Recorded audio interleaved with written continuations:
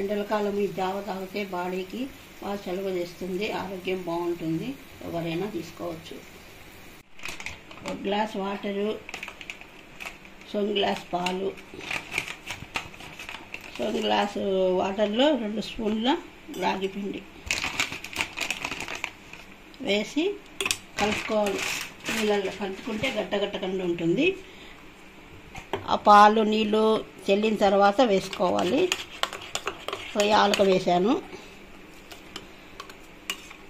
కొంతమంది మజ్జిగ వేసుకుంటారు, కొంతమంది పాలు వేసుకుంటారు, కొంతమంది బెల్లము చక్కెర వేస్తారు. ఇలాగ రాగి పిండి నీళ్ళల్లో వేసి చల్ల నీళ్ళల్లో ఇలా కలుపుకోవాలి. ఉంటగట్టకుండా ఉంటుంది.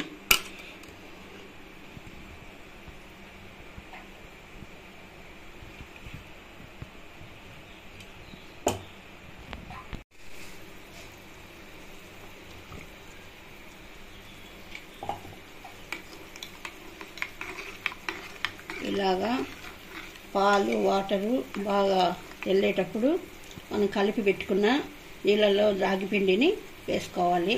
వేసుకొని 2 పొంగులు వచ్చిన తర్వాత ఆఫ్ చేసుకోవాలి స్టవ్.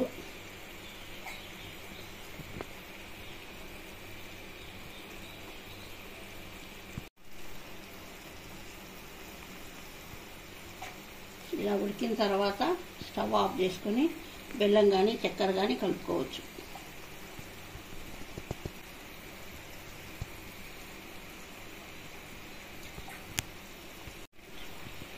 జావ రెడీ అయిపోయింది.